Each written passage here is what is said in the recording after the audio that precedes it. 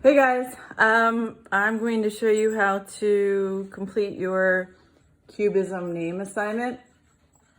I have some examples from students in former years. Unfortunately, my example is at school and I am unable to get it because of our current strange quarantine situation. Everything will be fine eventually, but right now I cannot get what I need. So here are some examples for you to view.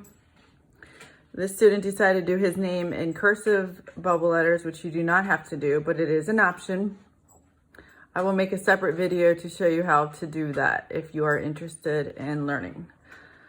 Here's one with regular bubble letters. Another example of the project. Another example. She used just black and white for the background and a single color for her name. That's an option. Which colors you use is totally up to you for this assignment. All right, so there are a few examples for you to view. What you're going to need for this assignment: paper, ruler, pencils, and some kind of coloring media. I prefer colored pencil. Crayon would work also. Markers don't really work for this because you're blending colors. So first thing you need to be able to do is draw your name in block letters or bubble letters.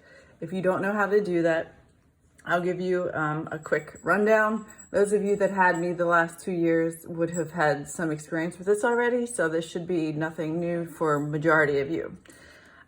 If you don't know how to do block letters at all, the easiest way is to simply draw the letter as you would normally. So if I do a K, I'm going to write a K. Then it's like you're making a wall or a border around your letter without touching the letter that you just drew until you get back to where you started. You can start wherever you want. I'm going to start here on the side, and I'm going to go close, but not too close to what I just drew. It's like you're making a box around or a fence around your letter until you get back to the start. Use your eraser and erase the original letter, and you will have your block letter. Okay, so I'll do a different letter, an A. Again, wherever you want to start, trace around the whole outside until you get back to the start. Now, if you notice with this one, there's something different because we also have an inside shape. So you're going to trace the inside shape also without touching the line. Then you're ready to erase your letter and you will have your block letter A. Okay, there are several letters that have outside and inside shapes. A is only one of them. D, B, P, Q, O. Obviously there's multiple that have outside and inside shapes, so be aware of that when you're drawing your letters.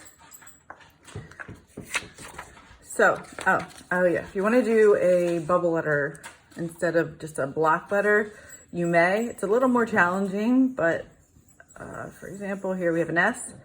You make the tracing around not straight, you make it more loopy and wide and bubbly basically. So you're not going to touch the original letter, but you're going to go close-ish to it until you get back to the start, and then erase the inside. And there you have a bubble letter S. You do not have to do bubble letter. You can do bubble or block, whichever is easiest or works best for you. If you want to be a little more challenging, you can make them 3D letters also. I'll do another video on that another time. But you do not have to do that. So block letter or bubble letter. Turn your paper over. This is where you're going to start your practice. We're going to do a name. I'll do my dog's name because he's kind of bothering me right now. So, okay. I'm just going to do regular block. If you know how to do block letters without going through the process that I just showed you, obviously just draw them out. If you need more practice, you can do what I just showed you prior. All right, so Marlon is his name. This is where your ruler comes in. You're going to divide your paper, including your letters, into as many different smaller shapes that you can. There's no right way or wrong way to do it, but you do want a lot of different shapes. You do not want areas that are larger than, let's say, 2-inch squares. So 2-inch by 2-inch areas are okay, but no bigger than that. And what I mean by that is, I'll show you. So just randomly dividing up the paper into a lot of different shapes. Could be any shape, rectangle. The more shapes you do typically creates a more interesting final product also. So let's see. So you want to kind of even it out so your composition is not all in one area. You want your composition to be balanced, spread out, that it's appeasing to the eye. If you look at your paper and your eye goes right to one spot right away, you probably want to add some lines somewhere else. Right now, when I'm looking at this, my eye goes right here. So I see I have some larger spaces over here. I'm going to add a few more lines in this corner to even out the composition. Other than that, let me do one more right there. Okay. And I think we are good to start adding color. Now with this assignment, it's a little tricky, but you need, like I said, colored pencils. Crayons will work also, markers, no. Each individual shape is going to be colored individually. What I mean by that is, and you can start wherever you want. I'm gonna start in a complicated area so that you can better understand what I mean by each shape will be colored differently. I'm gonna start over here with the M. I'm picking a blue. You can, again, use any color. And you're gonna go into one shape. So for this, the one shape would be this triangle. We're not doing this whole area here or into this area. You're going one section at a time. So dark, blended to light. If you were not with me in the last year or two, you probably may not know what I'm talking about blending, so I'll do a quick example here. When you blend a shape, it could be any shape, you're going to basically divide it into 3 areas lightly. The first area is where you do the darkest. That can be colored in however you want. Could be colored up, down, doesn't matter. You want it as dark as you can. If you can see white through it, then you're not doing it dark enough. You want it dark, dark, dark. This middle area will be the medium shade, and the bottom will be gradually up to white at the bottom.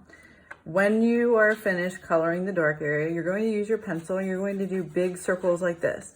And as you get closer to the bottom of your shape, you want to get lighter, press less hard with your hand. So we have our dark area, circles. I'm pressing lighter now, a little bit lighter, lighter, until I get to the bottom where it's basically almost white. If you see a line in this, you're not blending well enough. So if you have your shape, you have your 3, dark, okay, you did the dark, got all the white out there, good job. And then you try to go to the next spot like so, which that blended out well. I didn't mean that to happen. But if you see like a line like that, you can fix that. That just means that you didn't use enough circles and blend it out. So you can go back in and gradually blend it out with your pencil. It should be a gradual blend, no lines at all. So back to the project. I did my first shape. I'm going to pick a different shape to do. I'm going to do the name all in blue, not because he's a boy, but just so you can have a better idea of what we're doing here. We went dark to light in this shape. You cannot have 2 dark areas beside each other. So if I do this shape next, which is an odd shape, I cannot start the dark here because there's already dark right beside it. So I'm gonna start at the bottom for this shape and go dark to light, dark to light. Okay. Next, I'll do this area. There's no dark here, so I can start dark and blend dark to light. This one, I'm gonna go for this side. And again, you're only staying in one closed shape at a time. You're not doing the whole part of the M. Dark to light. Dark to light. I'm not going to do this whole thing, but I'm just trying to give you an idea that every little shape that you have in your divisions is going to be colored individually. I like blowing green together, so maybe in the background I want to do green.